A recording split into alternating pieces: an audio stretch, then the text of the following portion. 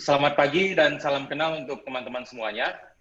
Selamat datang di acara virtual meetup dan webinar IAIS kali ini yang fokus pembicaranya akan berputar pada cuplikan dari penerapan AI atau Artificial Intelligence dan masa depannya di sektor hulu migas Indonesia. Sesuai kesepakatan karena partisipan yang datangnya dari luar Indonesia dan bukan orang Indonesia sepertinya juga, makanya acaranya bisa tektok bebas bahasa Inggris bahasa Indonesia ya. Fokusnya adalah snapshots of AI applications and its future in upstream oil and gas industry. Senang sekali tahu bahwa meetup dan webinar yang diadakan weekend hari Sabtu ternyata dihadiri partisipan yang cukup antusias. Meetup dan webinar ini diselenggarakan oleh IAIS Jabodetabek, IAIS atau Indonesia Artificial Intelligence Society merupakan forum resmi tempat berkumpul penggiat AI di seluruh Indonesia, dan IAIS Chapter Jabodetabek spesifik menaungi individu-individu, anggota-anggota, dan simpatisan yang berdomisili di Jabodetabek. Atas nama IAIS Chapter Jabodetabek, izinkan saya memperkenalkan diri terlebih dahulu. Nama saya Alan Perdana. Saat ini saya bekerja di Iliadi, salah satu perusahaan jasa penunjang migas di Indonesia, dengan kompetensi utama area intervensi sumur, production logging, dan survei well integrity untuk operator migas di Indonesia.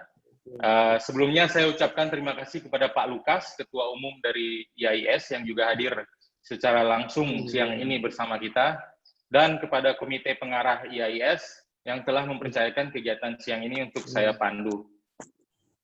Sekiranya Pak Lukas tidak keberatan, saya bermaksud untuk memohonkan kesediaan dari Pak Lukas untuk memberikan dua patah kata sambutan dan perkenalan resmi dari organisasi IAIS sendiri.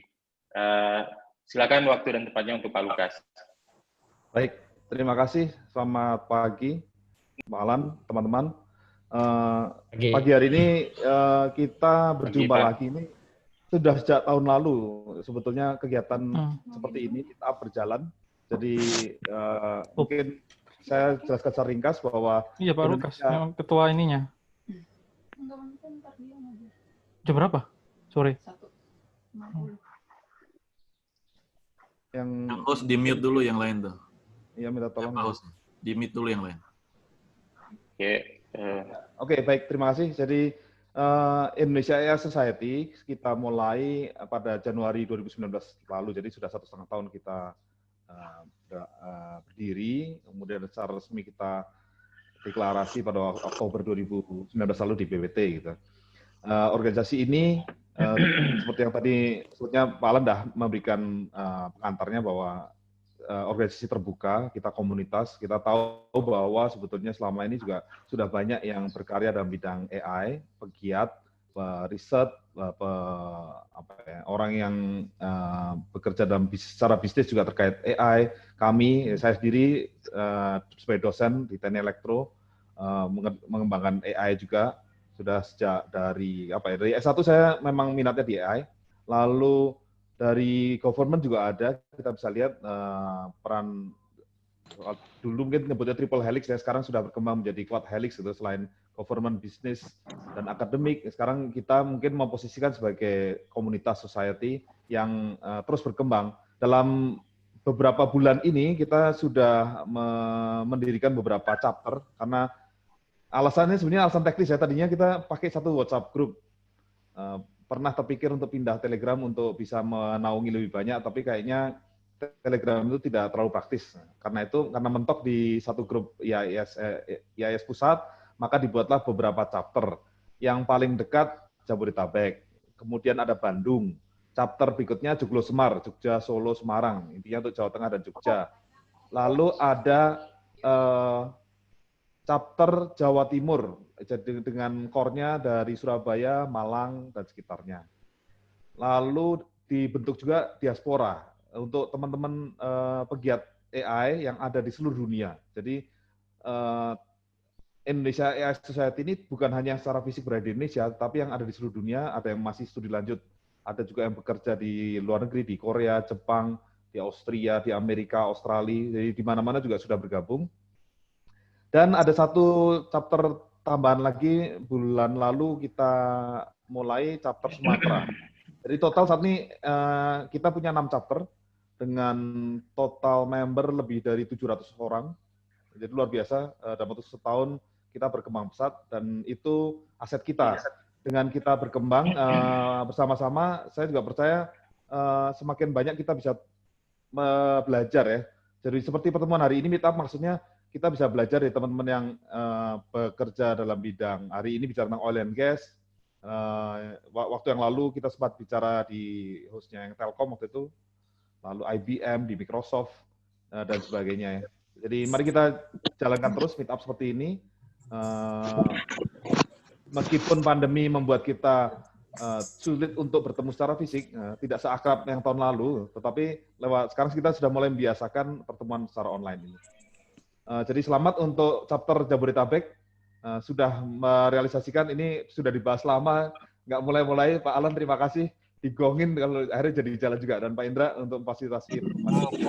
Untuk bicara hari ini, saya ucapkan terima kasih Pak Yohanes Nuara, lalu Pak Pak Febrian ya, dan Pak Adnan Batara ya. Baik, saya serahkan untuk jalannya acara ini ke Pak Alan Perdana untuk dimulai. Terima kasih. Baik Pak Lukas, terima kasih banyak untuk Pak Lukas atas sambutannya. Selanjutnya kita akan masuk ke inti pembicaraan kita, yaitu terkait snapshots dari AI applications and its future untuk sektor upstream oil and gas, dan tentunya harapan saya mungkin ini bisa menyentuh hal-hal yang bisa menyelesaikan persoalan di Indonesia juga. Sedikit konteks sektor hulu migas kita ini, kalau kita mau summarize realita-realita yang ada terkait dengan AI juga, terutama di Indonesia yang didominasi oleh sumur-sumur marginal, tua, dan berada pada tahapan produksi lanjut, produktivitas sumurnya menurun terus. Ada tiga kelompok besar prioritas isu menurut summarize yang kita sering didengung-dengungkan. Yang pertama adalah tentang monitoring kegiatan produksi dari lapangan-lapangan minyak yang sudah berproduksi tersebut, dan strategi pemeliharaan maintain level produksinya dan peningkatannya dari data dan analisis yang akurat dan spesifik per lapangan. Kemudian yang kedua tentang integritas aset, baik aset di bawah permukaan, sumur, atau apapun yang ada di dalamnya, dan aset di atas permukaan di lapangan, seperti pipa, kompresor, atau fasilitas produksi lainnya. Dan yang ketiga adalah mengenai optimalisasi penggunaan sumber daya manusia yang dimungkinkan dengan teknologi dan infrastruktur IT yang saat ini sudah sangat advance. Dan untuk menyambut konteks tadi, AI ini kan sudah kita sering mendengar contoh atau bukti dari luar kalau AI itu kalau diterapkan itu bisa jadi driver dari productivity. Dia juga enabling remote operations dan simplifying supply chain. Nah, dari konteks di atas, mungkin kita lihat, kita nggak bisa mengcover semuanya, tapi kita akan ambil beberapa snapshots dari yang sudah ada dan yang bisa dibicarakan oleh pembicara kita hari ini. Dan mungkin tidak ada salahnya kalau kita mulai dari masa depan, yang paling muda dari pembicara yang sekarang, itu saya perkenalkan Mas Yohanes Nuara. Kebetulan Mas Yohanes Nuara satu alma mater juga dengan saya, satu jurusan, biarpun tidak pernah ketemu di kampus karena beda angkatan.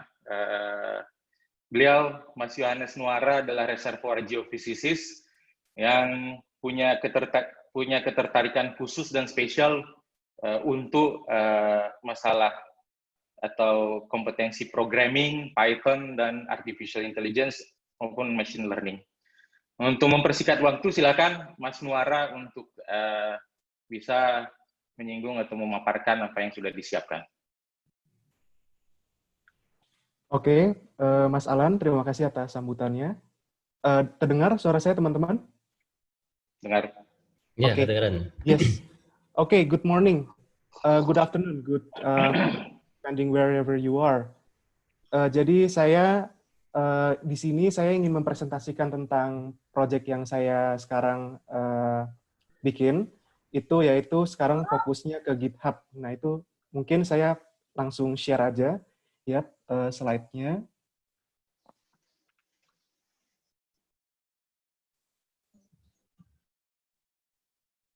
Yes.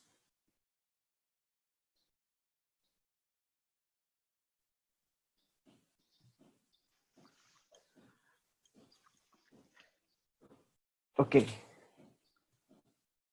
Sudah ada ya slide-nya ya di sini ya? Sudah. Udah. Oke. Basically presentasi saya pagi ini itu mengenai cloud programming. Jadi bagaimana cara kita itu memprogram atau membuat atau mendevelop suatu program. Nah, tapi domain yang kita kerjakan itu adalah di cloud. Jadi kita meminimalisasikan pekerjaan kita yang kita kerjakan sehari-hari, misalkan di komputer atau di PC atau di laptop atau di server mungkin.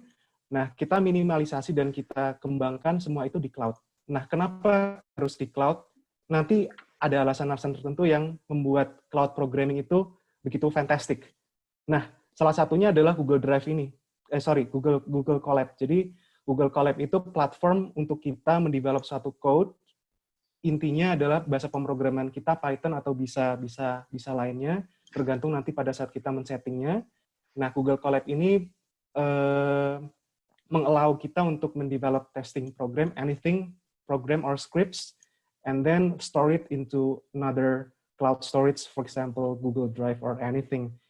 Okay, so for introduction, I think this is my biography. Saya barusan lulus, jadi graduate tahun lalu. Jadi bisa dibilang saya adalah recent graduate. That's why I prefer to call myself recent graduate than fresh graduate. So saya juga pernah dapat penghargaan Most Outstanding Student dan Campus Merit Award 2 kali. Nah, sekarang saya lebih fokus ke pengembangan GitHub dan fokusnya ke ilmu kebumian. Jadi gimana cara kita mengaplikasikan semua itu di Colab. Lalu saya juga writer di Tour Data Science, Medium Publication. Nah, ini juga antusias bidang ketertarikan saya di bidang numerical simulation, high performance computing, and machine learning. Oke, presentasi yang saya bawakan ini outline-nya adalah saya akan berbicara mengenai challenges dulu di oil and gas seperti apa. Lalu saya akan menerangkan briefly about Python, what is Python programming, and why not other programming language that I use right now. And then about cloud programming and Google Colab, bagaimana saya memprogramnya semua di Google Colab. Lalu bagaimana cara untuk meng-streaming data langsung dari World Wide Web, www, lalu deploying atau testing di cloud yang kita kerjakan. Lalu saya akan menjelaskan mengenai beberapa opportunity, project-project yang bisa di-explore lebih lanjut di masa depan. Alright. Oke, jadi sebenarnya yang saya tahu adalah di bidang oil and gas itu data sangat penting. Dan kualitas data itu bergantung pada bagaimana cara kita mendapatkan data tersebut. Jadi apabila misalkan data kita itu kurang lengkap, dan data di oil and gas itu sendiri tidak semua lengkap. Jadi ada beberapa yang sparse data, atau ada misalkan pada saat kita memperoleh data itu hilang satu kolom, itu sangat sering terjadi. Nah, oil and gas itu sendiri ada dua jenis, yaitu yang pertama eksplorasi di mana geologist, geophysicist, and mengerjakan eksplorasi itu mendapatkan data di lapangan, misalkan data seismik, data well log data. Nah, data itu sangat besar, big volume of data. So we handle big data. Big data is the new era of technology. And then selain eksplorasi, kita juga punya produksi juga. Nah, di dalam produksi kita sering memainkan real time monitoring, lalu produksi data itu sangat besar sekali volumenya. Lalu di sini di tahun 2020 ini saya lihat tren untuk ke high speed computing itu mulai berkembang sangat besar sekali. High speed computing itu apa? Jadi kita bisa melakukan misalkan parallel programming, lalu multi cluster. Jadi ketika kita memprogram suatu program, itu kecepatan datanya pasti bergantung kepada bagaimana CPU itu memproses. Nah, untuk proses pengerjaan yang kita kerjakan itu akan dibagi-bagi menurut CPU-CPU yang kita punya. Jadi itu yang namanya parallel programming. Nah, ini memerlukan task yang sangat besar dan power yang sangat besar. Nah, bagaimana cara kita mendapatkan power tersebut? Ini kenapa saya ingin membawakan mengenai cloud. Nah, selanjutnya di dalam oil and gas kita juga perlu automasi. Jadi data-data itu karena sangat banyak dan repetitif, jadi kita memerlukan automasi. Seperti itu. Oke, the question is why Python language? Pertama, Python adalah bahasa yang sangat ringan. Jadi, it is really lightweight. Misalkan kita suka memprogram menggunakan PyCharm, itu sangat kecil programnya bisa masuk ke dalam laptop kita. Dan Python itu sendiri adalah free open source. Jadi karena free open source dan banyak developer yang mengembangkan berbagai macam library, berbagai macam program, opportunity untuk kita bisa mengembangkan program itu sangat tinggi karena kita dibantu oleh berbagai macam orang yang menggemari berbagai macam bidang, lalu kita bisa mengembangkan sesuai versi kita sendiri, kita bisa berkontribusi dengan yang lainnya. Kenapa ya? Karena free programming language. Lalu secara struktur sendiri Python itu sangat punya banyak advantages. Misalnya efektif, kita bisa menggunakan NumPy, Dask, Numba, Cython, Vax itu untuk lebih banyak diaplikasikan untuk parallel programming, lalu untuk big data. Jadi big data itu yang sangat besar itu dibagi menjadi beberapa chunks tertentu. Itu misalkan pengaplikasian menggunakan NumPy Dask. Jadi Dask Array. Lalu di sini Python juga memiliki banyak option untuk visualisasi yang keren, yang menurut saya keren. Misalkan menggunakan Matplotlib, Seaborn for statistics, and then Plotly bisa visualisasi secara 3D. Nah, itu saya sering menggunakan itu. Lalu di sini juga mendukung processing data. Jadi processing data kita pastinya selama kita di industri oil and gas, saya rasa kita pasti berhubungan dengan senior-senior yang lebih sering menggunakan Excel, lebih sering menggunakan spreadsheet. Nah, bagaimana cara kita nge-bridge experience kita sekarang Python atau yang sekarang itu 4.0 dengan kemampuan para senior-senior kita, yaitu dengan menggunakan Python ini. Jadi Python ini memiliki fitur Pandas. Jadi Pandas bisa mengolah data spreadsheet yang bentuknya Excel, bentuknya CSV langsung ke dalam Python tanpa kita repot-repot untuk berganti macam program. Lalu Python ini merupakan satu program pertama yang mengusulkan website programming menggunakan Jupyter atau Python Notebook. Kita bisa membuat satu program yang kita bisa modifikasi bentuknya seperti notebook, seperti itu. Oke, why cloud programming? What is cloud programming? Jadi intinya adalah di dalam cloud programming ini kita memproses data tidak dalam server kita. Jadi misalkan ada beberapa service seperti Google Cloud Platform, itu adalah satu aplikasi cloud computing juga yang disediakan oleh perusahaan Google. Kita memproses data itu menggunakan server yang ada di Google Cloud Platform. Jadi kita tidak perlu memproses data yang sangat besar di dalam laptop kita. Bayangkan saja, jadi data seismik biasanya hadir dalam ukuran 3 giga, 4 giga atau lebih gitu kan, tergantung lapangannya sebesar apa, itu sangat big data. Kalau misalkan kita langsung mendownload data tersebut dari server atau tertentu ke laptop kita, pastinya itu sangat bergantung pada kecepatan processing laptop kita gitu. Nah, kalau kita menggunakan cloud, kita tidak perlu khawatir karena kita bisa mengemploy kecepatan tersebut, kemampuan dari cloud itu ke data kita. Lalu program scripts-nya di store di dalam cloud storage. Lalu kita bisa mendevelop testing program di cloud. Anything, any activities, we do it on cloud. Oke. Setelah itu, sekarang saya fokus ke Google Colab yang saya kerjakan sekarang ini. Jadi beberapa program yang saya kerjakan sekarang di GitHub, bisa mungkin nanti saya akan men-sharing project saya sekarang, itu saya semua kembangkan di Google Colab. Kenapa Google Colab? Well, Google Colab is free. Teman-teman bisa masukkan saja colab.google.com, colab.google.research.com. Nah, teman-teman akan langsung punya tampilan Python.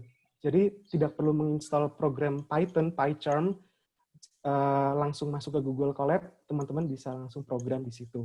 Nah, itu enaknya. Jadi itulah cloud computing.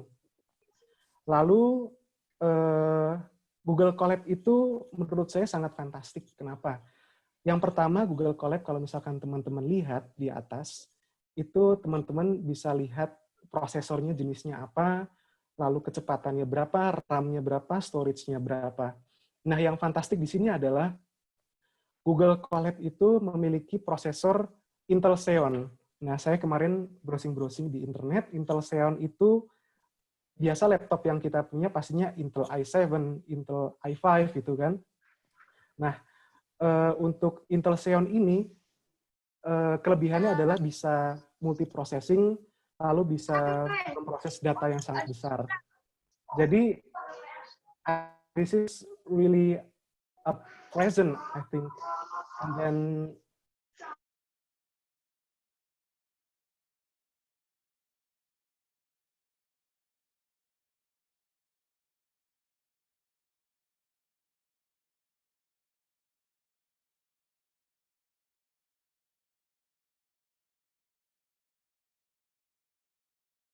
Pak Yohanesnya mute.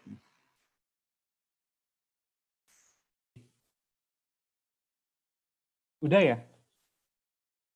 Oke. Ya, sudah Pak. Oke. Kemarin saya itu sempat komunikasi langsung dengan salah seorang senior research engineer di Santos. Nah, karena saya selama ini suka mengeposting hal-hal yang berhubungan dengan reservoir, lalu saya dapat message untuk mau bekerja sama. Saya kemarin bekerja langsung dengan beliau, namanya adalah Mark Burgoyne. Nah, pada waktu itu saya menemukan satu problem di dalam satu code itu yang cuman hanya menghitung di matematika namanya cosec trigonometri, kosekan hiperbolik x, kosekan x. Itu ternyata untuk kosekan x, untuk harga yang sangat besar, misalkan 1000 atau 2000, itu menggunakan 64 bit, itu tidak mampu. Kenapa? Karena flops-nya tidak mendukung. Nah, lalu saya kerjakan itu di Google Colab. Saya surprise. Karena ternyata bisa gitu. Kita bisa mengeset program kita dengan di dalam Python itu ada namanya library NumPy. Jadi kita bisa memprogram atau membuat suatu komputasi numerik menggunakan NumPy. NumPy sering digunakan dalam berbagai macam komputasi. Saya hanya mengeset NumPy float 128 bit. Pastinya di dalam laptop tidak akan bisa karena laptop antara 32 bit atau 64 bit. Ternyata di dalam Google Colab ini bisa 128, dan ini saya baru sadari, oh ternyata nambah nih advantage dari Google Colab itu sendiri. Dan kita semua berdua juga kaget juga, surprise juga. Ternyata bisa ya di Google Colab itu. Lalu di sini dalam Google Colab enaknya kita bisa menginstal berbagai macam library langsung dengan pip install. Jadi biasanya kalau di Python kita harus di IDE tertentu, di PyCharm kita mengetik pip install lalu masuk ke memori kita. Tetapi kalau di Google Colab pip install itu tidak akan langsung masuk ke server kita karena kan semua di cloud. Jadi temporary jenisnya. Lalu ini bisa teman-teman bandingkan laptop yang teman-teman punya dengan Google Colab. Teman-teman, kalau laptop saya itu 8 GB RAM dan sekitar 100 GB disknya. Nah, Google Colab ini 13 GB, jadi sangat jauh lebih besar. Konsekuensinya adalah kita bisa mendeploy berbagai macam model machine learning, SVM model, decision tree, XGBoost, boosting algorithm, lalu kita bisa membuat program yang dengan neural network, neural layers yang sangat banyak, yang sangat dense multi-layer.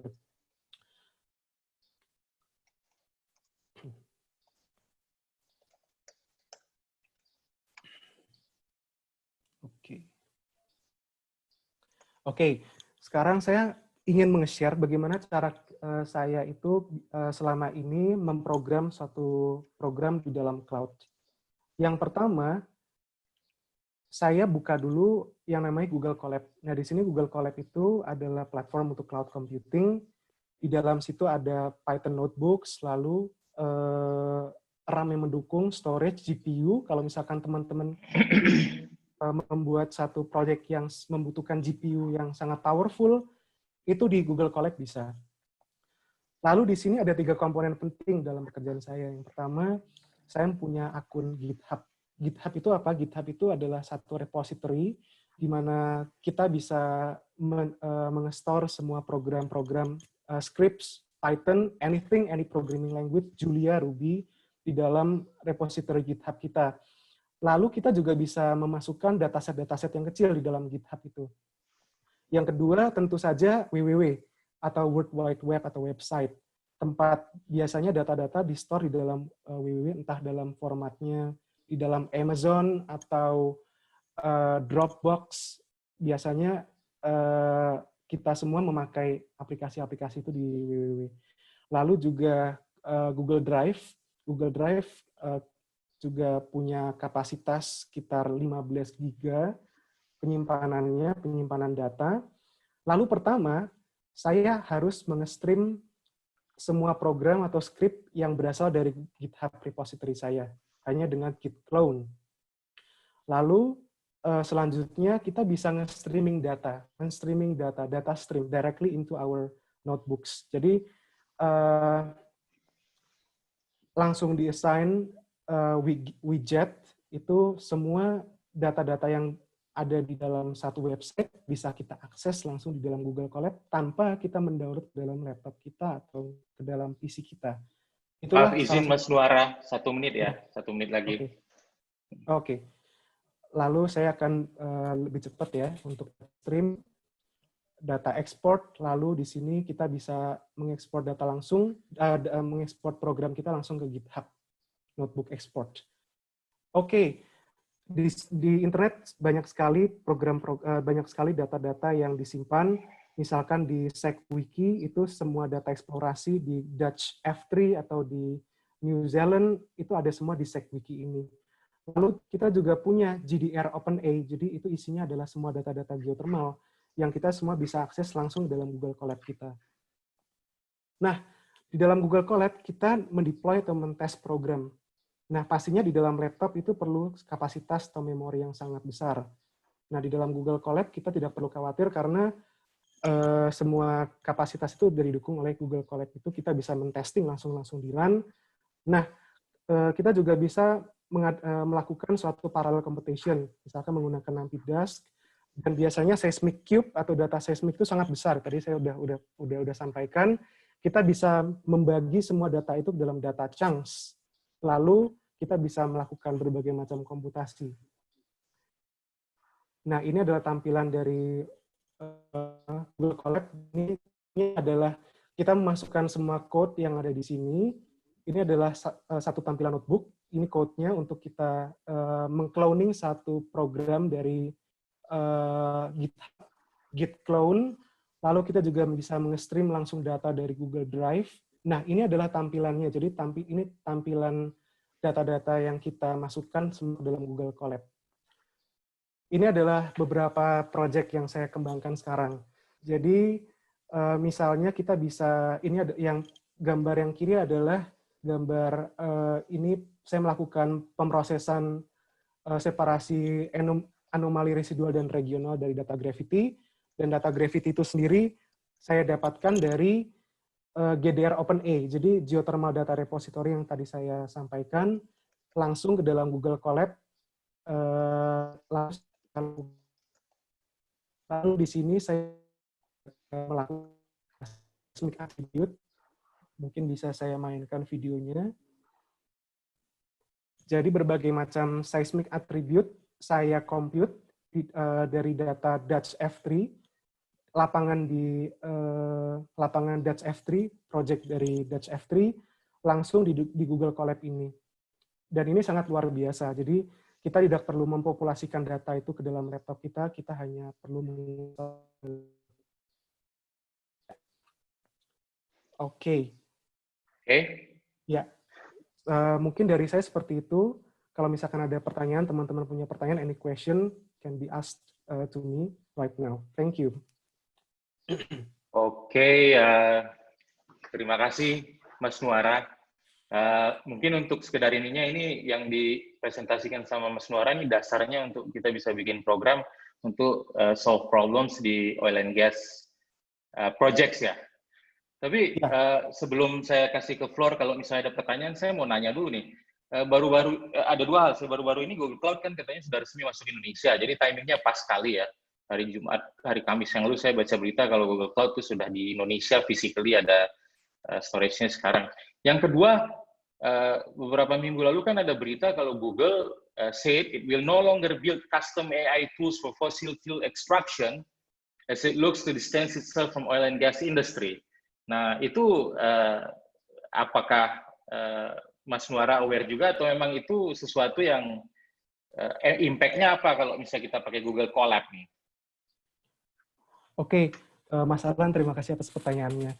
Saya juga kemarin juga itu berita sekitar 1 month or 2 months ago, saya juga baca beritanya juga. Itu terjadi karena ada beberapa institusi yaitu Greenpeace gitu, ada satu kerjasama dengan perusahaan oil and gas untuk menekan emisi CO2. Jadi apapun proyek-proyek yang berhubungan dengan oil and gas yang disupport oleh AI, itu ada desakan dari Greenpeace untuk agar menurunkan laju proyeknya itu. Tetapi di sini saya ingin mengatakan bahwa Google Colab ini adalah aplikasi yang free. Jadi semua orang itu bisa memakai tanpa ada misalkan desakan-desakan dari pihak tertentu, kita bisa tetap pakai Google Colab itu untuk berbagi keperluan kita masing-masing.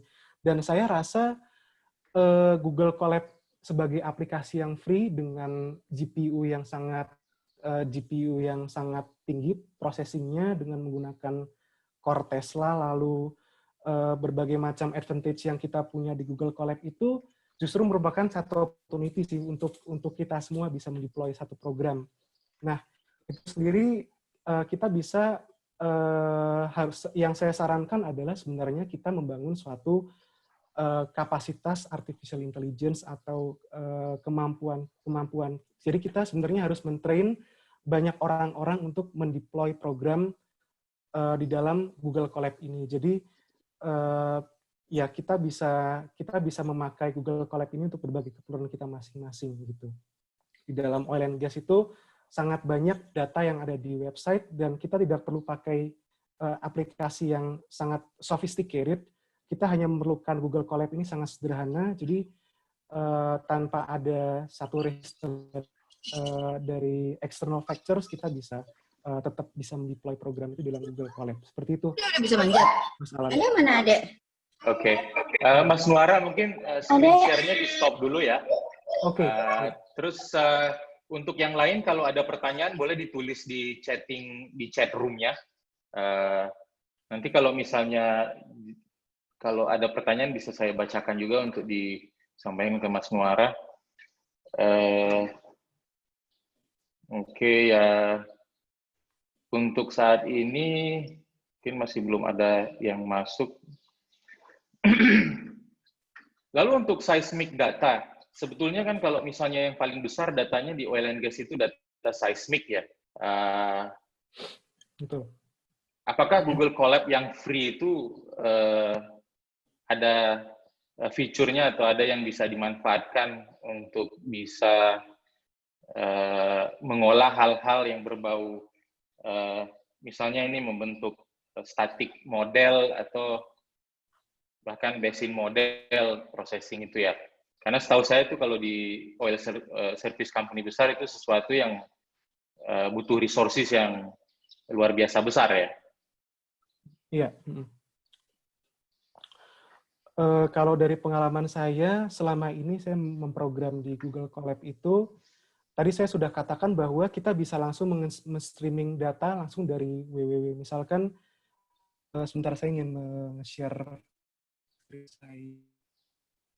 Ini adalah contoh list beberapa data yang ada di internet sekarang ini.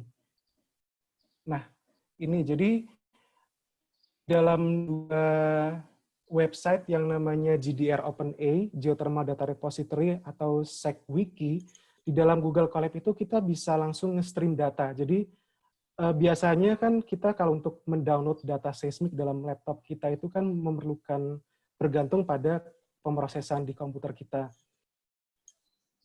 Misalkan memori kita itu hanya berapa dan RAM kita hanya berapa, tetapi karena Google Colab ini kita tidak memerlukan komputer sama sekali, kita hanya memerlukan, kita bisa bahkan mengakses memori yang sangat besar, itu kita bisa langsung meng-streaming data yang ada dari website ke dalam Google Colab. Dan selanjutnya, sorry Mas Nuara, kembali ke pertanyaan tadi kan kalau data seismik bisa terabyte. Tadi Pak Frado Sibarani juga nanyakan, apakah Google Colab itu sederhananya bisa untuk mengolah data yang sangat besar sampai ukuran terabyte seperti itu? Ya, bisa. Jadi itu semua ini sih, di Python itu punya berbagai macam library. Misalkan yang saya tahu adalah SecYO, itu dikembangkan oleh perusahaan Equinor, perusahaan dari Norway. Jadi Equinor mengembangkan SecYO itu untuk memproses data seismik in and out. Jadi untuk membaca data, lalu untuk mengerait data tersebut dalam SecY. Lalu kita juga bisa melakukan inversi. Yang saya katakan tadi bahwa Python itu sangat banyak library yang orang-orang kembangkan. Nah, untuk program-program itu, kita punya kapasitas. Jadi Google Colab ini menyediakan kapasitas yang sangat tinggi untuk memproses data itu. Misalkan inversi atau komputasi seismic attribute, atau kita juga bisa melakukan Bayesian machine learning classification, Bayesian machine learning itu dalam Google Colab gitu. Jadi kita hanya bergantung pada library-library, hanya mengimport library-library Python, lalu kita melakukan berbagai macam komputasi di situ, seperti itu. Ya. Lalu mengenai keamanan datanya gimana? Ada pertanyaan juga dari Pak Gadang Wihardi sama Pak Ramadona Yoga. Security-nya untuk penggunaan Google Colab ini, terutama kan penekanannya juga kalau misalnya data migas itu kan data yang highly regulated, dan kalau di industri lain mungkin itu trade secret juga, kalau data reservoir, data subsurface itu ya. Ya, di sini sebenarnya Google Colab itu tujuannya bukan untuk Jadi sebenarnya tujuan dari Google Colab itu dari namanya collaboration. Jadi di sini sebenarnya keamanan data itu sangat penting. Tetapi tujuan dari Google Colab itu adalah untuk mendevelop, untuk mentesting program. Misalkan kita membuat suatu program Python, kita ingin mentesting data program yang kita buat ke dalam data yang kita punya. Misalkan data terabyte atau berapa gigabyte, kita tes dengan program yang kita buat di Google Colab. Lalu ya cuman untuk sebatas mentesting program di dalam Google Colab itu. Bukan untuk mengembangkan satu program yang memang sangat highly confidential, lalu memasukkan data yang highly confidential juga ke dalam Google Colab. Itu sebenarnya bukan tujuan dari Google Colab itu. Jadi untuk masalah pemrosesan kita bisa mempunyai GitHub account. Jadi GitHub itu untuk menge-store semua repository, dan di sini tujuannya adalah tergantung keinginan kita, apakah kita ingin open source program di dalam GitHub itu, atau kita ingin meng-keep sendiri project yang kita miliki di dalam GitHub. Nah, di dalam GitHub itu punya option juga. Yang pertama public, yang kedua private.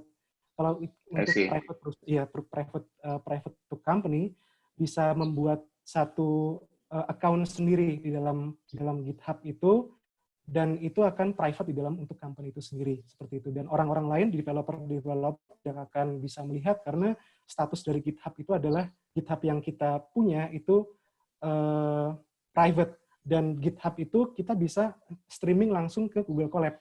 Selama kita tidak nge-share link Google Colab ke orang lain, karena Google Colab itu juga punya security key juga, jadi itu sangat private di dalam.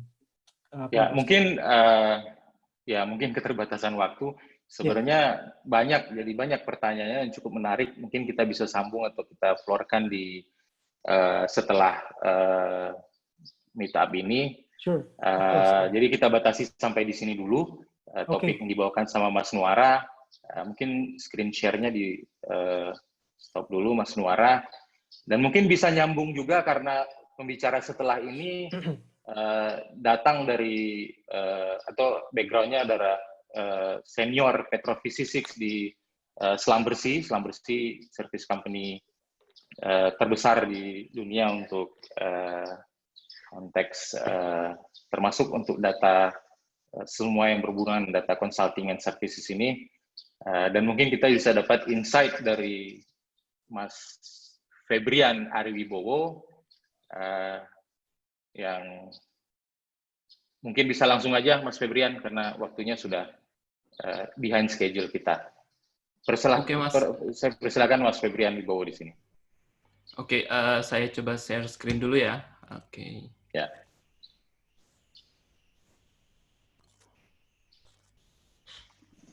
Oke, apakah udah bisa lihat?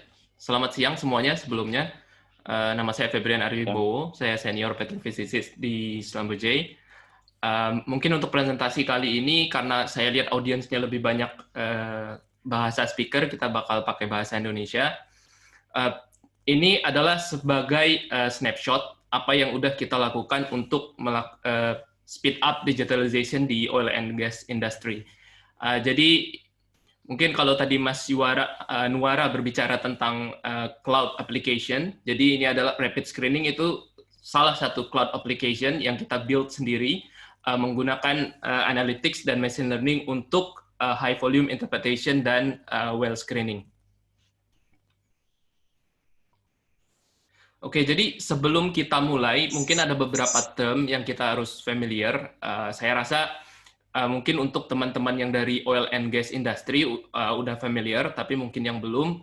Yang pertama itu adalah Delphi. Delphi itu sendiri apa? Jadi Delphi itu adalah cognitive ENP environment, itu solusi dari Schlumberger. Jadi fokus kita untuk Delphi adalah ke data liberation dan deep domain integration across the ENP life cycle.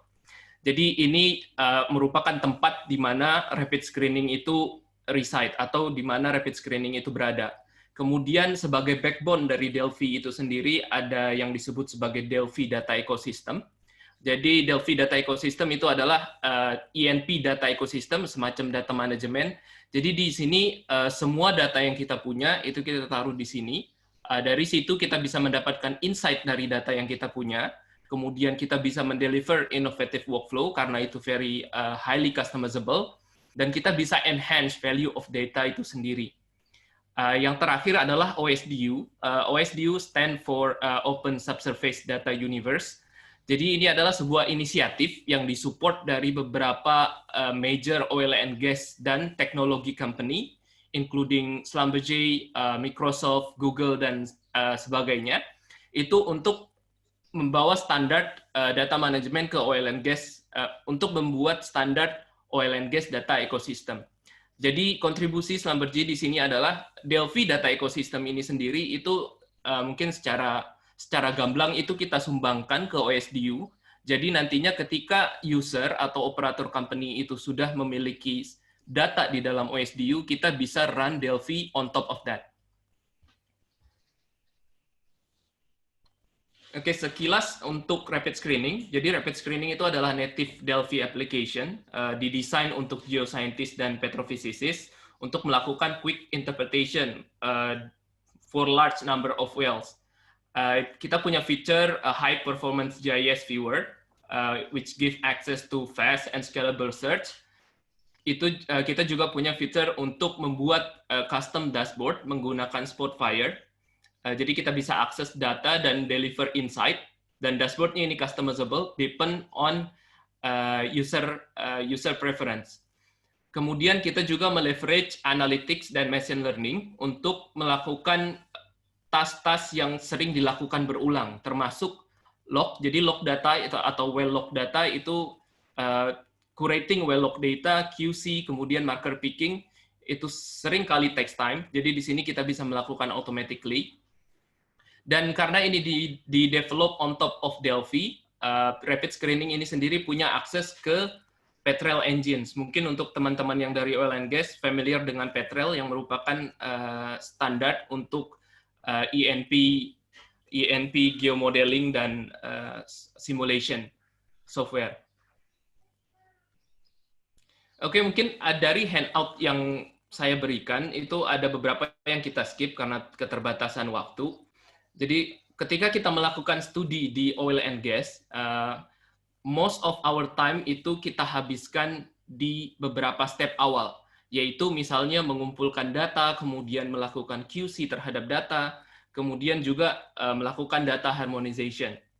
Jadi dengan menggunakan analytics dan machine learning, Rapid Screening akan membantu interpreter untuk fokus kepada task yang harus dia lakukan, instead of trying to find where the data is. Jadi kita nggak perlu nyari-nyari datanya ada di mana, datanya itu udah ready semua di data ecosystem.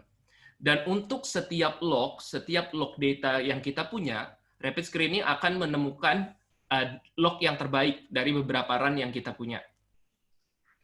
Kemudian feature berikutnya adalah correlation dan mapping. Jadi di dalam Rapid Screening, user juga bisa melakukan quick interpretation untuk large number of wells dengan mudah. Terus kita juga ada feature advanced QC. Untuk QC dari si interpretation ini sendiri itu menggunakan log stacker. Nanti kita lihat pada demo video. Kemudian seperti yang sudah disebutkan sebelumnya, kita juga punya kemampuan untuk mengakses Petrel Engine untuk melakukan mapping surface on the fly. Jadi ketika kita melakukan study atau kita melakukan interpretation, Rapid Screening bisa meng-create surface itu secara langsung menggunakan Petrel Engine.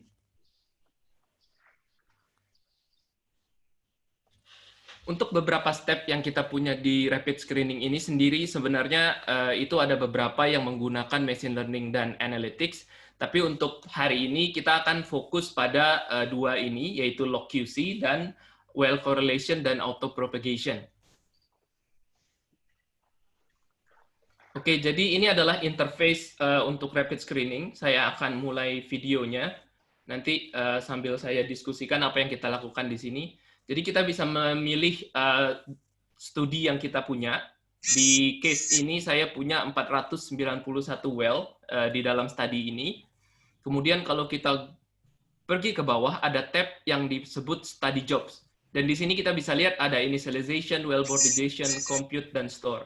Jadi ini adalah hal-hal yang dilakukan oleh Rapid Screening in the background ketika kita meng-create study.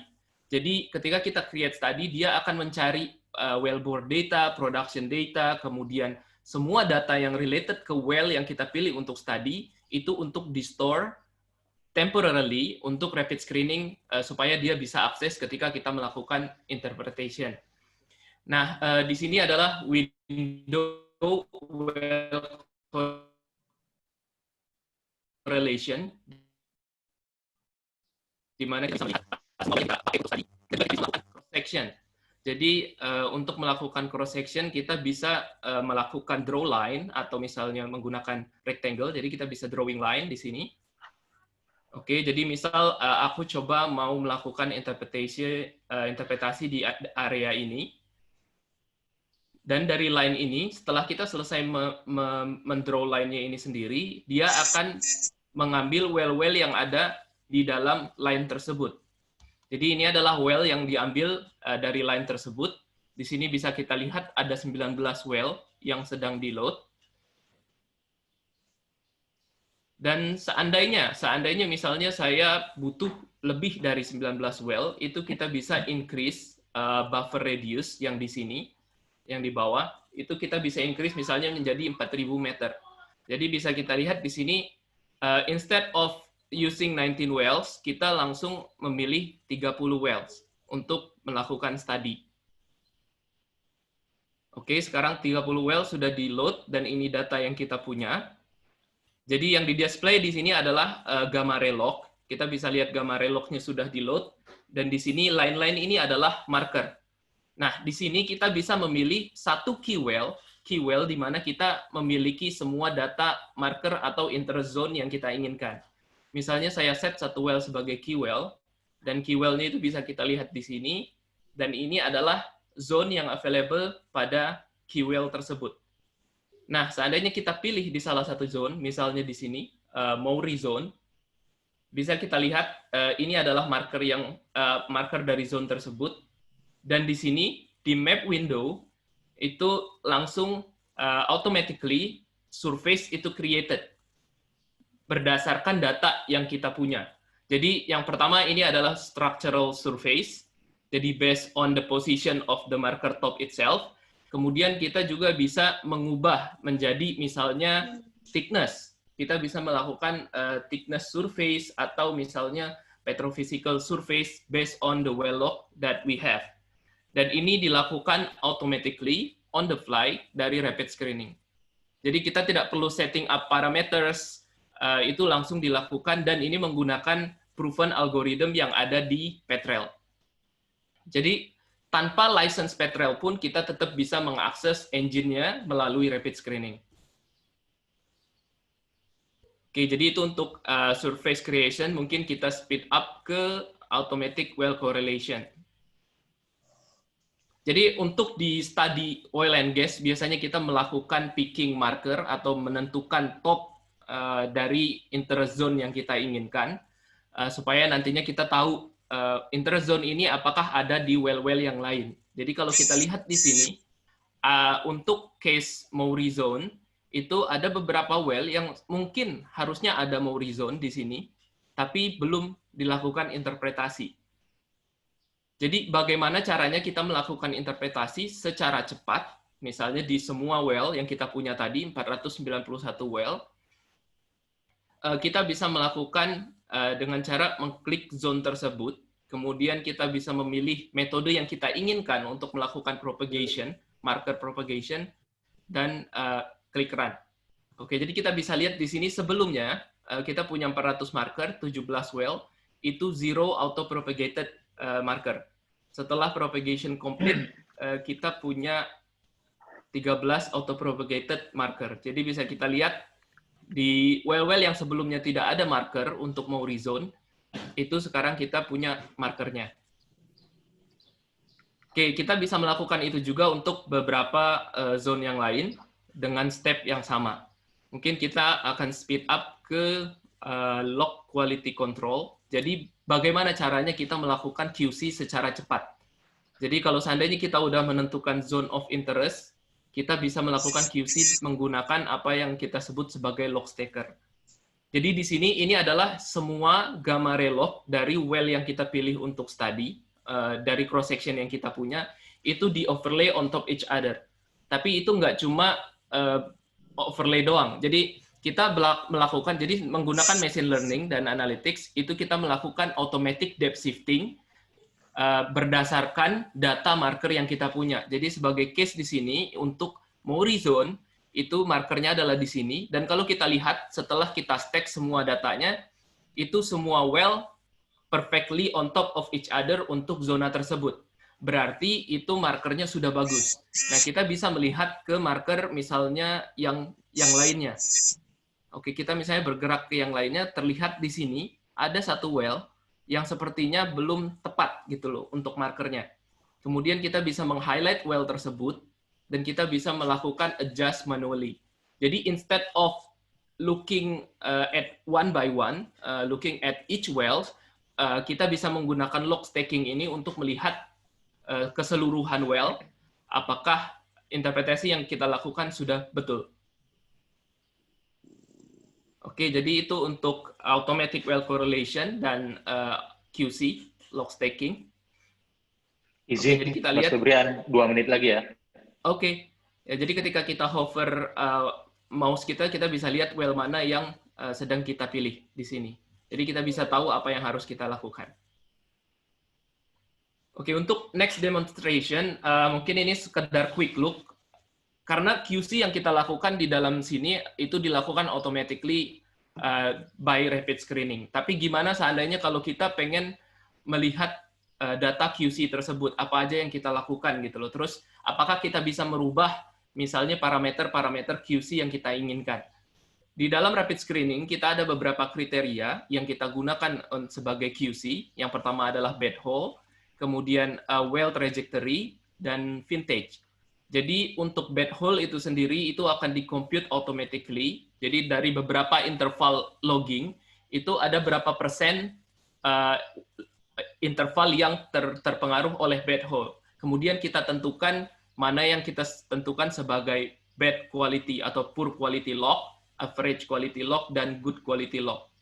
Kemudian di trajectory itu secara normal horizontal well itu selalu ditempatkan ke poor quality log. Kenapa? Karena untuk melakukan correlation, horizontal well itu kurang bisa digunakan, karena biasanya dia hanya mengcover satu interval. Kemudian vintage itu sendiri itu lebih ke tahun di mana log tersebut di-acquire.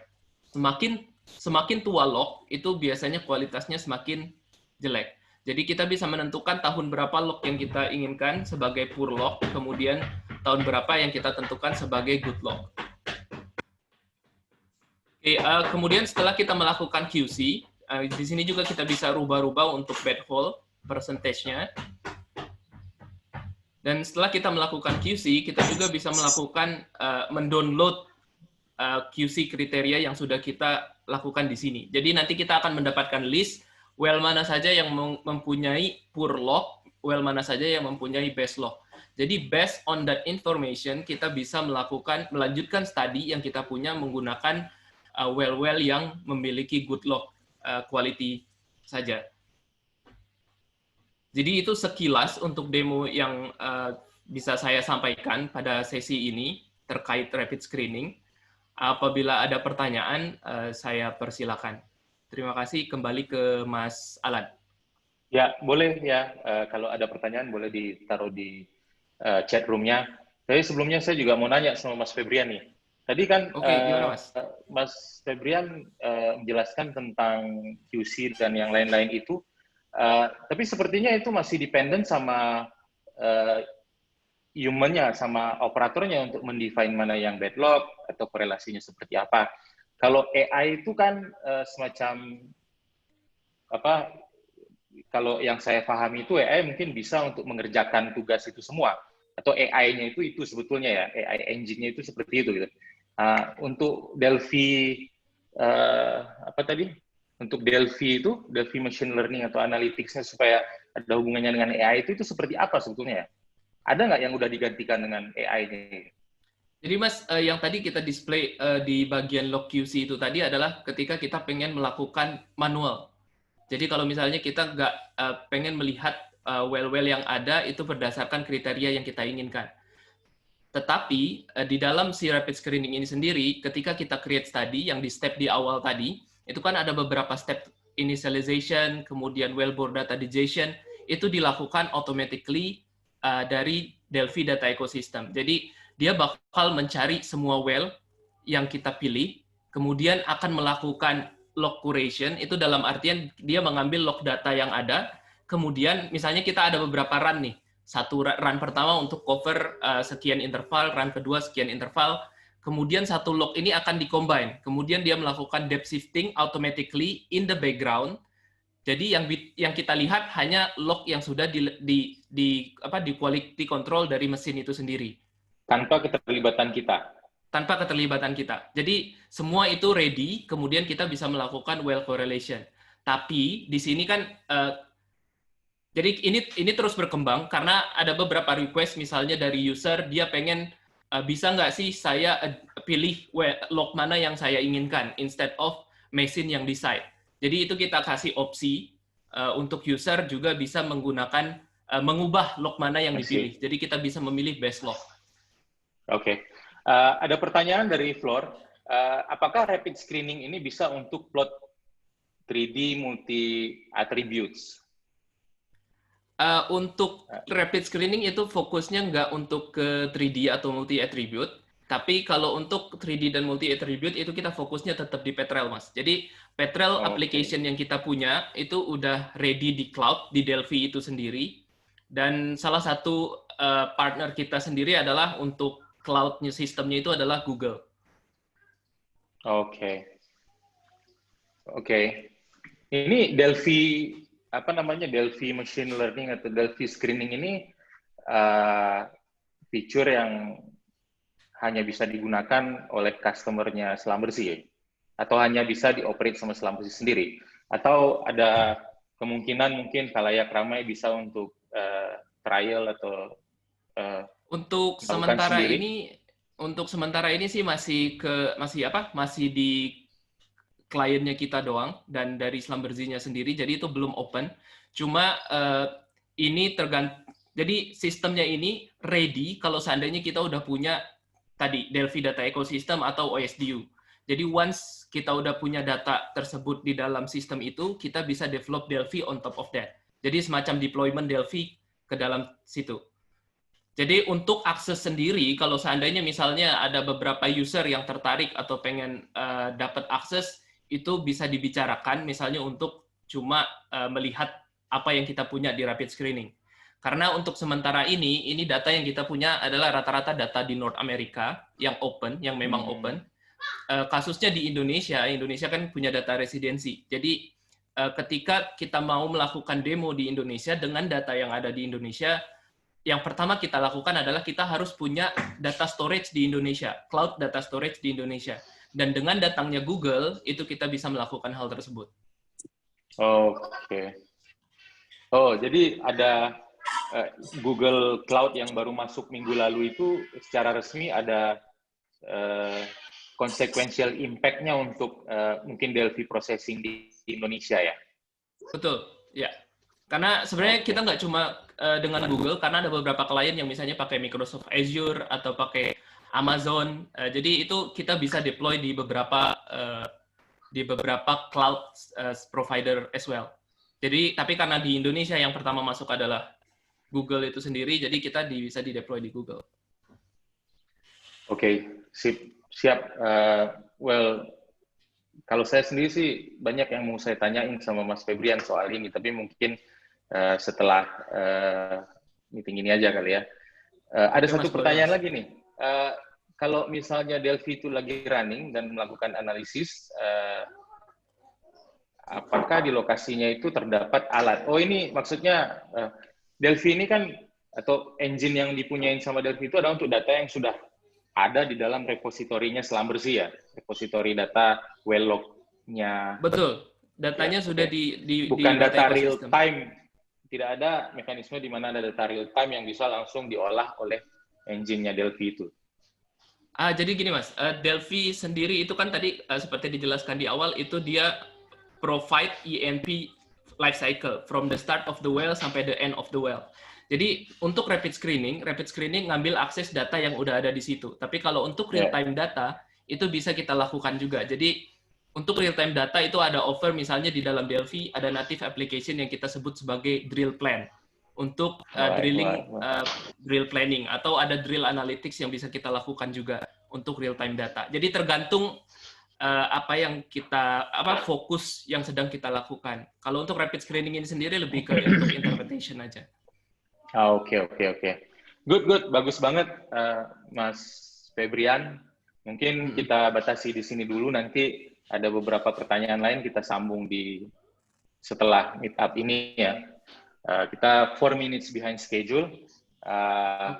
Mungkin kita lanjut ke topik berikutnya. Last but not least, Pak Adnan Batara. Biarpun yang paling senior, tapi mungkin jiwa aventurirnya yang paling muda ini. Pak Adnan Batara sudah mungkin 17-18 tahun di industri ini, dan memang dari awal karirnya banyak berurusan dengan real-time monitoring dan big data juga di service company di Halliburton ya Pak. Oke deh Pak Adnan, Silakan Pak, waktunya untuk Pak Adnan sekarang 12 menit ya Pak.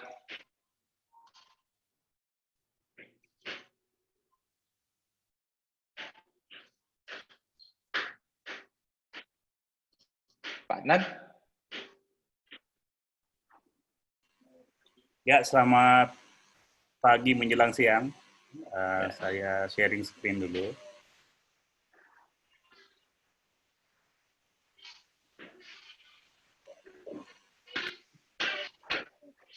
Ya, terima kasih atas kehadiran dari rekan-rekan semua. Pada kesempatan ini saya akan menjelaskan tentang case-based reasoning approach. Jadi ini adalah menggunakan cara berpikir manusia untuk memprediksi non-productive time pada proses operasi pemboran, dan juga untuk memprediksi umur dari peralatan. Dalam hal ini electric submersible pump, yang jadi pompa minyak yang dimasukkan ke dalam sumur untuk memompakan oil, ya, minyak ke atas. Nah, jadi CBR itu adalah cara manusia berpikir dalam hal untuk menyelesaikan suatu permasalahan. Jadi ada scenario bahwa sesuatu yang dulu itu bisa adalah sesuatu yang baru lagi. Jadi masalah yang pernah muncul di masa lampau itu bisa muncul lagi di masa yang akan datang. Nah, bagaimana sekarang kita bisa menggunakan experience tersebut untuk menyelesaikan masalah-masalah yang akan datang. Nah, cara manusia berpikir itu adalah dalam menghadapi suatu masalah yang baru, dia akan melihat ke belakang apakah masalah-masalah yang mirip pernah terjadi sebelumnya. Nah, dari situ kemudian dia akan berpikir dan untuk mencari jalan yang terbaik untuk menyelesaikan masalah itu. Nah, jadi ini yang disebut sebagai case-based reasoning technology. Dan konsep CBR ini berlaku secara universal, karena ini cara metode manusia berpikir. Jadi bukan hanya di oil and gas, jadi bisa dipakai di berbagai bidang.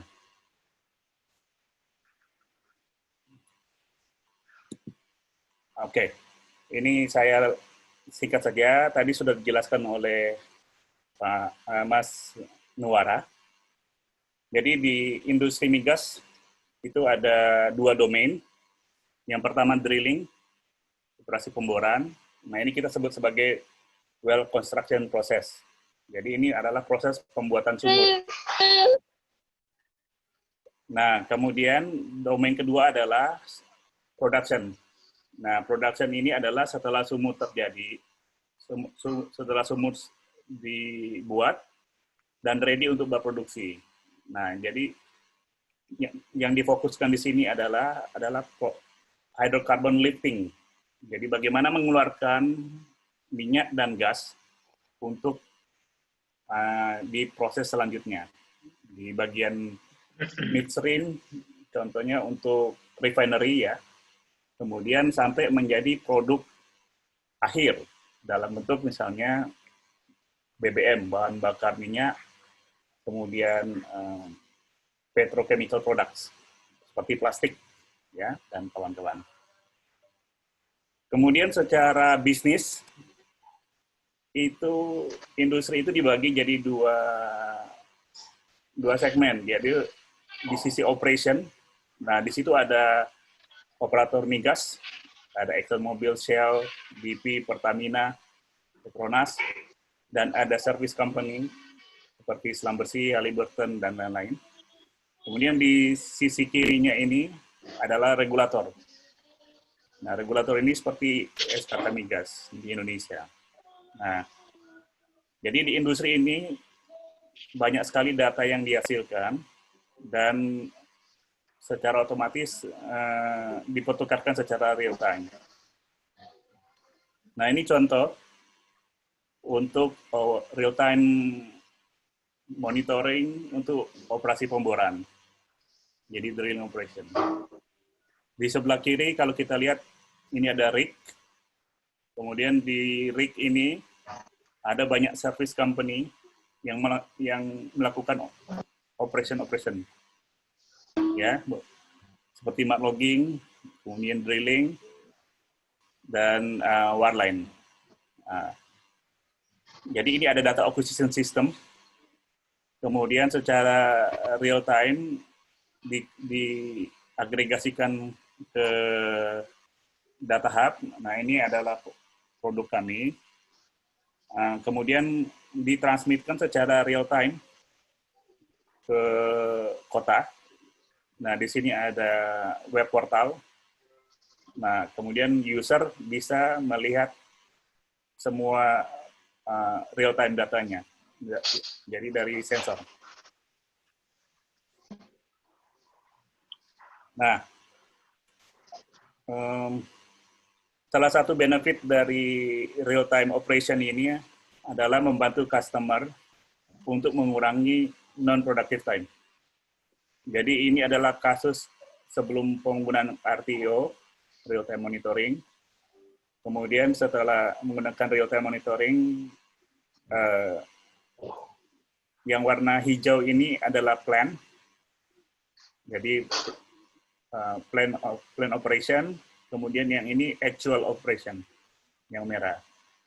Nah, jadi real time monitoring di sini membantu untuk bagaimana tim operasional di lapangan bisa mengikuti sesuai dengan rencana yang dipersiapkan dari kantor customer.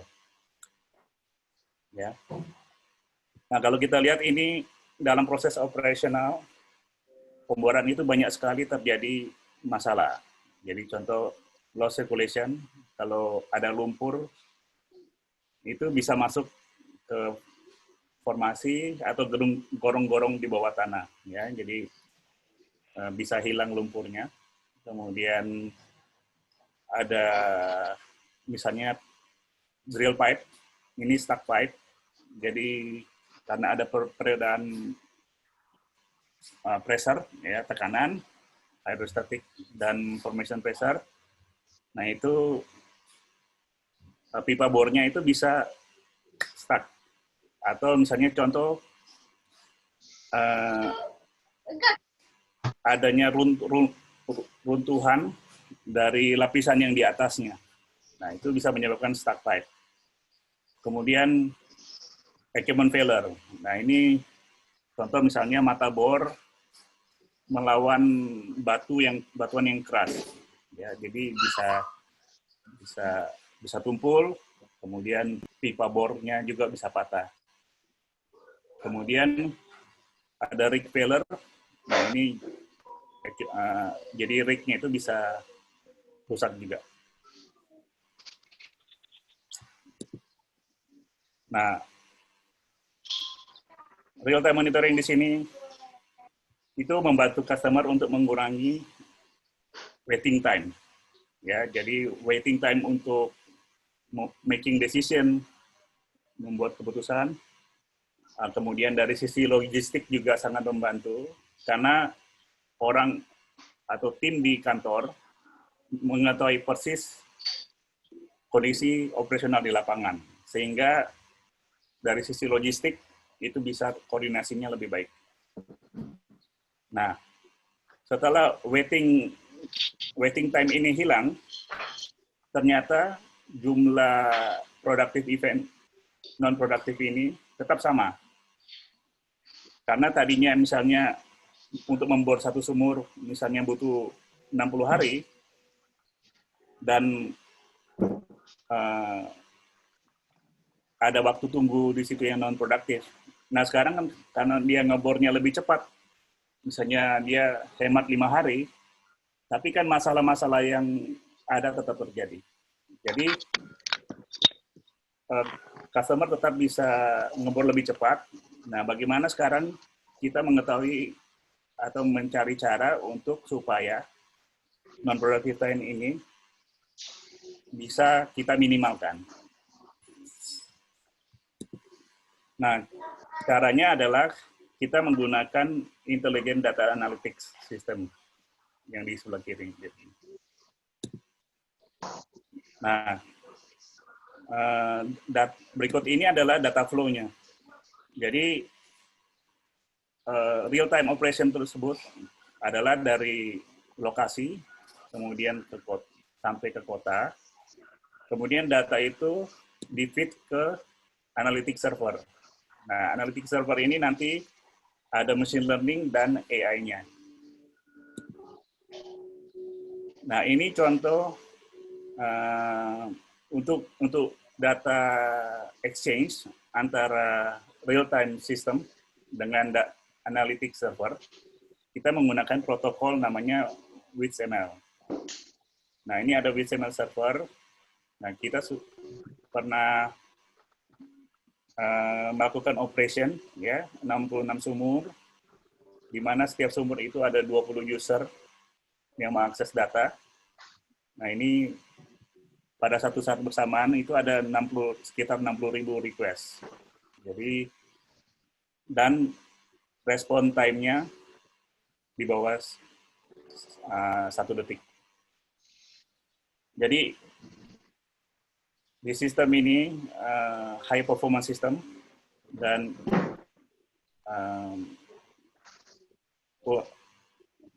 kecepatan tinggi ya. Kemudian di analytics server, salah satu tool yang kita pakai itu adalah dari SAS. Nah, ini biasanya dipakai untuk analytical modeling. Ya. Nah, sekarang bagaimana CBR ini dipakai? Nah, kalau CBR ini pasti kan ada pengalaman di masa lampau. Jadi, kejadian-kejadian masa lampau. Nah, supaya ini bisa diimplementasikan di sistem, maka kejadian-kejadian di masa lampau itu kita harus melakukan forensic analysis. Ini contoh adalah forensic analysis untuk satu kejadian di, kalau tidak salah, di Baku, Azerbaijan. Ini adalah kejadian stuck pipe karena hole cleaning issue. Jadi proses pengangkatan serpihan pemboran itu tidak cukup, sehingga akhirnya serpihan itu jatuh lagi ke bawah dan pipa bornya stuck, jadi stuck pipe. Nah, kalau kita lihat ini titik nol. Titik nol ini adalah pada saat terjadi kejadian tersebut. Kemudian minus 20, ini adalah 20 menit sebelum terjadi, 40 menit sebelum terjadi, dan seterusnya. Nah, ternyata kejadian ini itu sudah ada tanda-tandanya sekitar 160 menit sebelum kejadian, di mana ada 5 faktor kontribusi utama. Jadi yang warna ini, yang biru muda, kuning, biru, kemudian coklat tua, dan coklat muda. Nah, dari 5 parameter ini, yang konsisten ada itu yang warna biru muda ini. Nah, ini bukan sebagai contributing factor. Jadi ada 4 ini. Nah, jadi dari kejadian ini, kita melakukan forensic analysis untuk mencari polanya. Jadi pattern recognition. Nah, kemudian setelah kita punya fingerprint atau forensic analysis ini, kita punya patternnya, kemudian kita menggunakan sistem Drillage ini. Nah, Drillage ini adalah decision support dan intervention while drilling tool. Jadi, sistem machine learning ini adalah untuk membantu manusia mengambil keputusan. Caranya adalah dia selalu melihat apa yang pernah terjadi sebelumnya. Jadi lesson learned dan best practices yang pernah dilakukan di masa lampau. Ya, kemudian secara real time dia akan membandingkan dengan kondisi yang terjadi saat ini. Setelah itu dia akan memberikan analisa untuk manusia pengambilan keputusan. Nah, jadi izin Pak Nan 2 menit ya. Ya, baik. Nah, di sini ada real time sistemnya, kemudian ada visualization. Nah, di sini ada agent untuk membandingkan real time data dengan fingerprint-nya database. Nah, jadi seperti itu. Nah, jadi kita tadi ini fingerprinting ya. Nah, ini adalah daftar kasus yang sidik jarinya sudah ada di database. Jadi ini berbagai macam masalah selama pemboran. Nah, sistemnya seperti ini. Jadi di tengah ini ada radar. Jadi display radar. Ini seperti ATC. Jadi radar di air traffic controller di airport. Jadi kalau pesawat itu kan bisa datang dari arah tertentu, sektor ya. Jadi ini dibagi sektor. Kemudian ini ada lingkaran konsentris. Nah, titik pusatnya ini airportnya lah. Nah, kalau ini kita lingkaran paling luar 100%, yang warna merah ini 50%, 100% ini di titik. Nah, kalau di sini artinya ada titik, berarti sistem mendeteksi ada kemiripan dengan kasus wash out yang terjadi di masa lampau dengan kemiripan sekitar 65%. Jadi, secara real time, jadi tim di kota dan tim di lokasi harus berusaha mengubah parameter pemboran sehingga titik ini bukannya bergerak ke tengah 100%, tapi dia harus keluar dari radar. Nah, ini sistem secara real time membantu customer untuk menghindari terjadi masalah. Nah, contoh ini seperti ini. Nah, di operasi pemboran itu lebih dari 50 parameter dari sensor yang dimonitor, ya. Nah, jadi banyak sekali data. Nah, sistem ini membantu untuk melabel. Jadi, dari berbagai parameter tersebut, kalau terjadi ada kemiripan dengan fingerprint-nya dari masalah-masalah yang terjadi sebelumnya, itu dia akan memberikan label. Nah, ini contoh. Kalau tadi di drilling, ini metode CBR-nya yang sama, itu diimplementasi di production. Dalam hal ini ESP, Electric Submersible Pump. Nah, di sini contoh, di suatu platform, itu ada 5 ESP pump. Nah, jadi dengan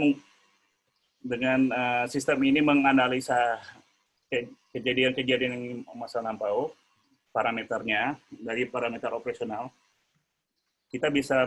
sistem bisa mendeteksi, memberikan indikator seberapa lama lagi pompa itu akan fail, ya.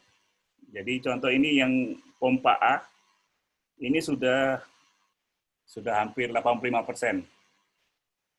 Ini akan due untuk maintenance. Jadi sudah harus di-maintain dalam waktu dekat sebelum terjadi kegagalan.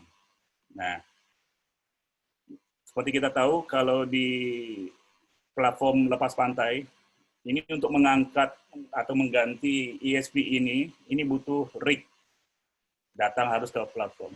Nah, untuk mendatangkan rig ini kan butuh waktu dan juga mahal. Nah, supaya tidak terjadi failure atau kegagalan pompa ini, 2 pompa ini, maka kita bisa memperkirakan berapa lama rig akan sampai, kemudian kita turunkan beban operasional dari pompa ini, sehingga dia umurnya jadi lebih panjang. Jadi sebelum pompa itu fail, rig-nya sudah datang. Nah, ini contoh sistem yang kita implementasikan di salah satu operator di Gulf of Mexico. Nah, ini customer kami. Dan yang terakhir saya akan contohkan sistem machine learning-nya untuk ini case-based reasoning-nya. Ini ada videonya.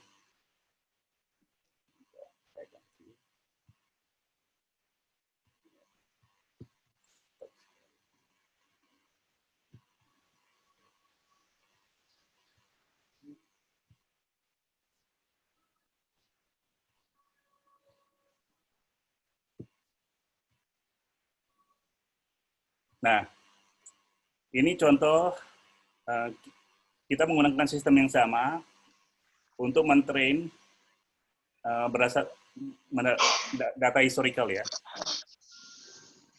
Nah, fingerprint-nya.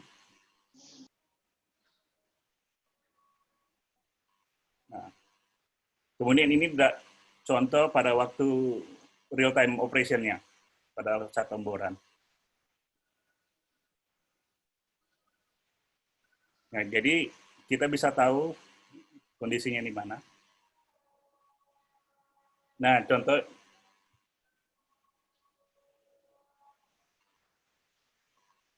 Nah, ini ada dia mendeteksi lost circulation hole, ada kemiripan dengan kejadian sebelumnya. Kemudian dia akan kasih tahu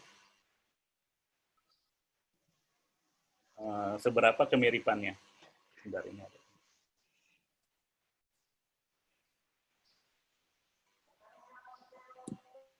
Nah, jadi ini contoh kasus matching, ya, case match antara kondisi saat ini real time dengan kondisi di masa lampau. Jadi ini ada 66% kemiripan overpull secara depth dan time, dan ada pressure.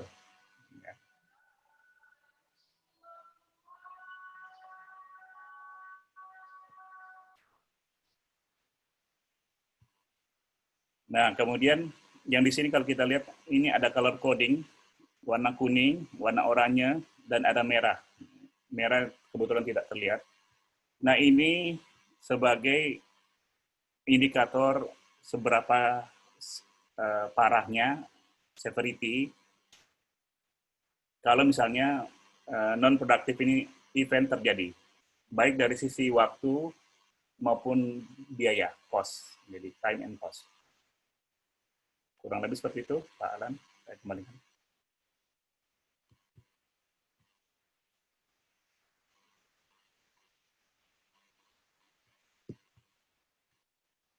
Memang sih kalau misalnya dengan ini artinya kita nanti bisa tidak terlalu tergantung lagi sama komponen senior yang sangat pengalaman di lokasi rig site untuk memimpin atau mengkoordinir operasi dong ya. Sebenarnya ini untuk human assistance ya, jadi membantu manusia, jadi augment system. Tetap diperlukan, cuma do more with the same. Jadi dengan jumlah manusia yang sama, tapi bisa melakukan operasi yang lebih besar. Oke, ada pertanyaan dari Flor. Gimana mengenai reliability dari sistem ini? Maksudnya kalau misalnya ada konteks yang berbeda, ada anomali-anomali, atau kita ngebor di North of Pakistan dengan di offshore Gulf of Mexico, pasti ada perbedaan konteks, perbedaan. Belum lagi kita kalau ngomong tentang misalnya ESP pompa tadi contohnya di daerah yang berpasir atau pasirnya banyak, dengan daerah yang nggak ada kepasiran, biarpun performanya bisa kita tetap optimumkan, tapi konteks atau performa dari atau frekuensi atau jalannya pompa itu juga bisa berbeda kan? Ya, betul. Memang ada faktor geografis dan equipment manufacturer sebenarnya, Pak. Oke. Jadi tapi secara prinsip, ya, secara prinsip gini, analoginya seperti manusia kalau sakit flu, mau rasnya apa, ya, kemudian mau warna kulit apa, gejalanya mirip. Nah, jadi secara fingerprint-nya ada kemiripan. Jadi case-based reasoning ini bisa berjalan. Jadi sistem ini nanti yang nge-run itu idealnya siapa, Pak? Owner dari sistem itu siapa? Case-based software-nya itu.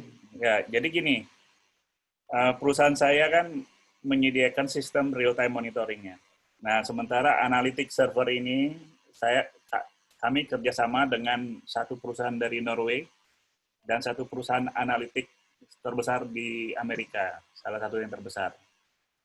Nah, case-based reasoning ini sudah diuji cobakan untuk ini early detection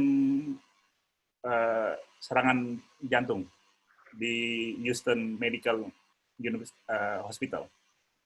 Kemudian mereka juga menggunakan approach yang sama untuk mendeteksi fraud. Nah, kebetulan ini sistem ini dibangun sekitar tahun 2013-2014. Jadi pada waktu itu kemajuan machine learning mungkin tidak sejauh yang saat ini yang ada ya. Nah, ada kesempatan bagi kita di sini. Nanti saya kan punya raw datanya, ya. Saya punya raw data. Saya punya lebih dari 10.000 jam. 100.000 jam real time data pemboraan, ya, dari lebih dari 50 sensor. Jadi sensor IoT atau data laporan daily drilling report? Sensor IoT, daily drilling report ada. Nah, jadi tentunya saya mesti minta izin dulu dari operator. Mungkin akan diizinkan kalau datanya dianonimasi dulu, dianonimkan. Oke. Kemudian nanti kita bisa pakai untuk berbagai macam algoritma machine learning dan AI, sehingga ini sistem yang ada ini bisa dibuat lebih canggih lagi. Oke. Ada follow-up question dari Pak Joko Sulistianto, mungkin terkait dengan sedikit yang saya singgung mengenai pompa ESP tadi. Mungkin pertanyaannya kalau saya mau refresh itu, kalau failure pompa itu gimana cara membedakannya kalau misalnya yang diakibatkan oleh efisiensi mekanis yang rendah atau karena pengaruh fluidanya yang mungkin berat, bisa jadi, atau karena eksternal kepasiran atau kondisi environment tempat pompa itu berada. Ya, jadi model yang kita bangun untuk operator di Gulf of Mexico itu, memang kita melakukan statistical approach ya. Kemudian kita ada model secara ideal, jadi berdasarkan data dari equipment manufacturer.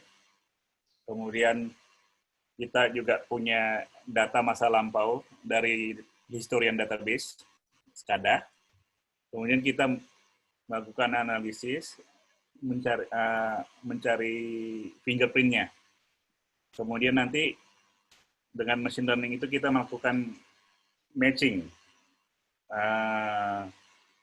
seluruh operational parameters dari pompa tersebut Dan kita bisa tahu, oke, ini kira-kira dia sudah berapa persen terkompensasi. Nah, jadi dari situ, kalau ternyata dia gejala-gejalanya ini muncul lebih awal, berarti MTBF-nya lebih pendek. Oke, menarik. Kita sudah overrun 6 menit sekarang dari waktu yang dijadwalkan. Kita sudah touch upon snapshot tentang tool atau apa yang tersedia untuk umum sekarang dari Google untuk membuat tool kalau mau diaplikasikan ke data-data oil and gas, data migas. Kita sudah terekspos juga ke tool yang sudah ada atau API yang sudah ada, bikinan Schlumberger atau mungkin saya memframe-nya agak kurang tepat, tapi kira-kira yang saya tangkap begitu, yang bisa langsung plug ke data-data oil and gas, dan Schlumberger sudah punya itu, dan sepertinya memang maju sekali ya. Terus untuk operation di lapangan, yang saya dulu merasa sebagai bekas orang lapangan juga banyak sekali hal-hal yang tidak bisa dijelaskan, karena kalau komponen senior, komponen yang mahal, itu biasanya sudah punya intuisi, punya insting untuk mengerjakan atau tidak mengerjakan, tergantung dengan lokasi atau formasi atau di mana proyeknya berada. Mistis, dan buat saya itu kadang-kadang misteri, kenapa komponen mahal dibayar untuk itu. Dan kita touch upon itu juga, mungkin sedikit dengan case-based reasoning atau hal-hal yang mungkin bisa di-develop untuk mensubstitut atau mengkomplement pengalaman itu. Kalau misalnya masih ada pertanyaan atau ada yang mau diskusi bebas, mungkin bisa mencakup ketiga topik tadi, silahkan. Mungkin saya buka mungkin sekitar 5 menit. Nah, kalau misalnya nggak ada, berhubung kita sudah overrun, mungkin ya kita siap-siap untuk menutup acara meet-up-nya. Mungkin Pak Frado yang aktif banget dari tadi dengan pertanyaan yang ini, sekiranya ada yang mau ditembakkan saya di oil kita tadi, silakan. Saya di oil service dulu di Halliburton dan di Western Atlas, jadi menarik sekali ya, terutama ini yang dari Pak Adnan. Ya tadi saya tanya ini ownernya siapa, ternyata ownernya perusahaannya Pak Adnan. Oke Pak, bagus Pak. Mungkin bisa berjejaring nanti ya. Sekarang sih Pak, yang challenging dari oil business adalah harga minyak yang sangat rendah ya. Nah itu mungkin bisa membantu bagaimana caranya.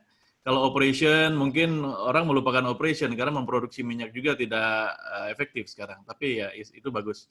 Ya mungkin nanti kita pakai AI bagaimana menolong pemerintah di dalam hal oil business ya, terutama Pertamina. Ya, itu aja masukan saya.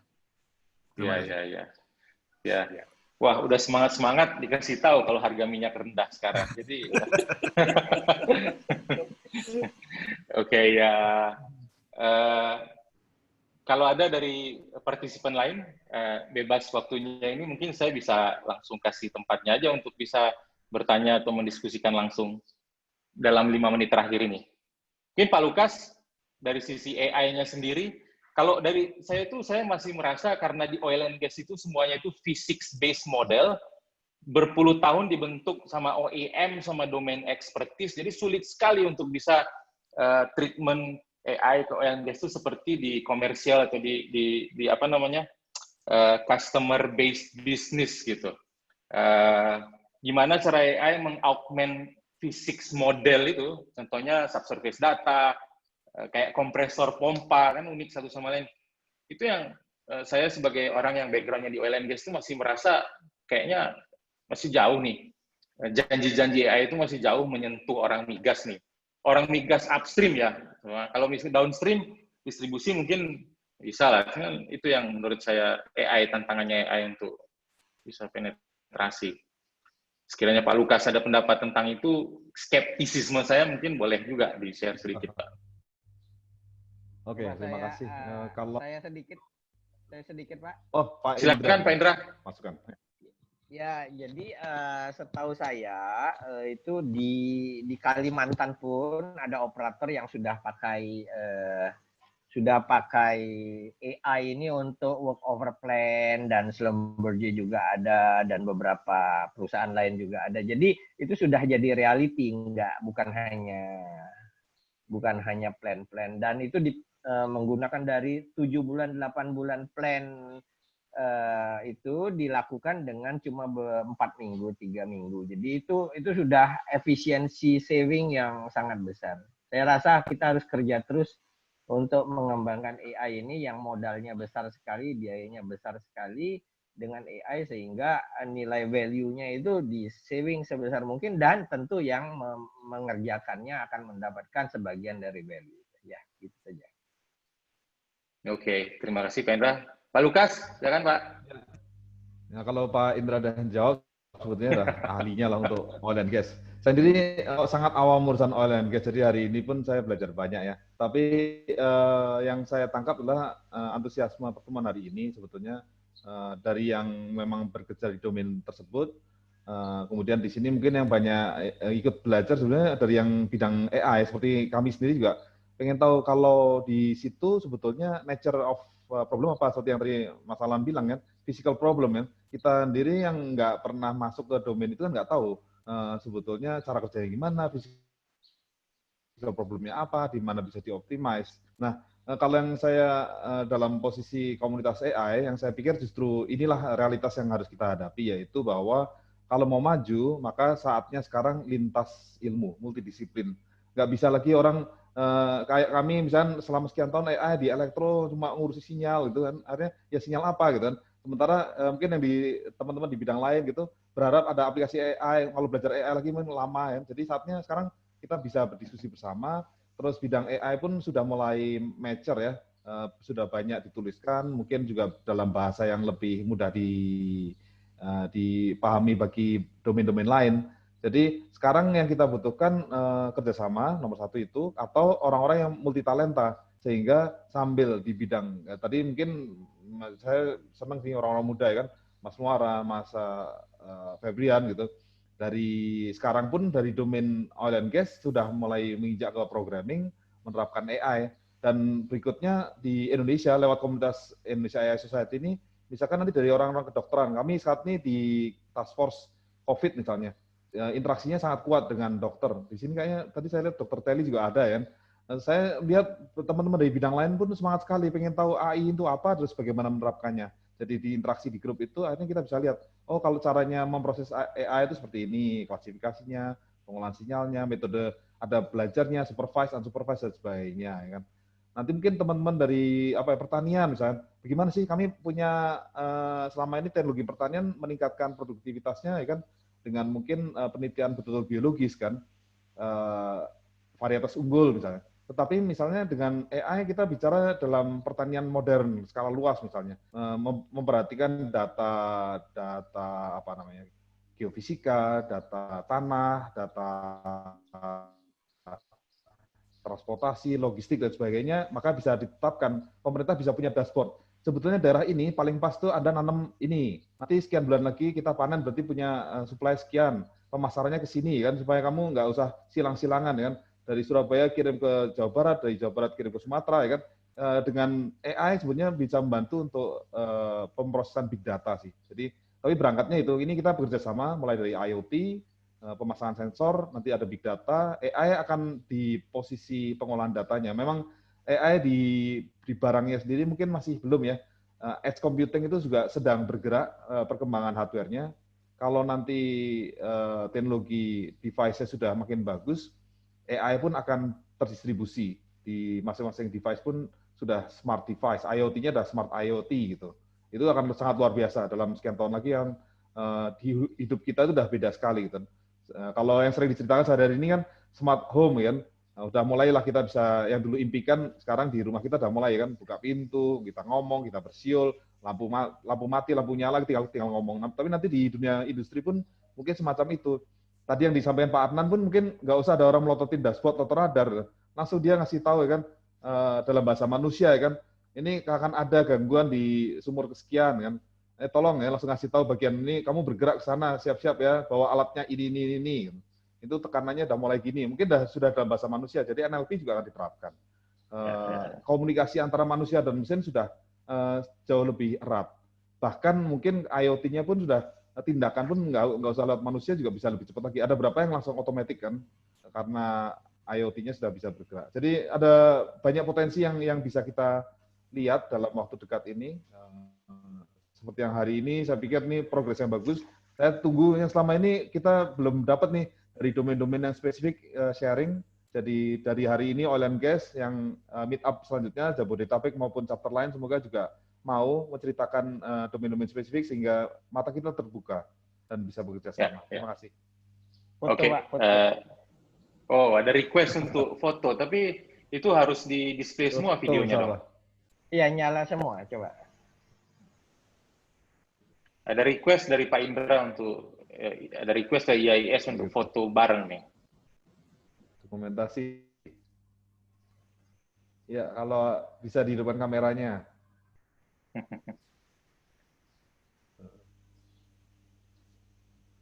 Ya, tolong di-capture juga Pak Alan, itu halaman 3, halaman 2, halaman 1. Saya mulai dari 1, soalnya lama.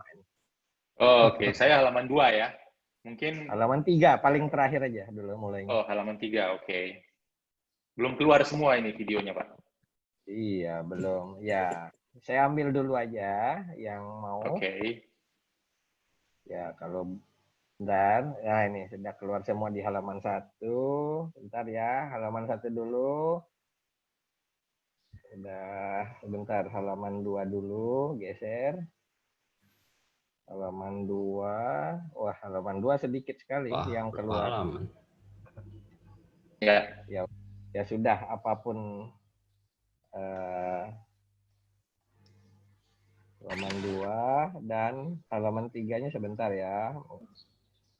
Sambil bilang terima kasih nih ke Mas Alan, moderator yang sangat baik. Ya. Terima kasih Pak Lukas. Sudah. Diskusinya lancar dan menarik. Lain kali ada door prize Pak Indra biar tambah banyak. Terima kasih Pak Prado sudah menyiapkan door prize.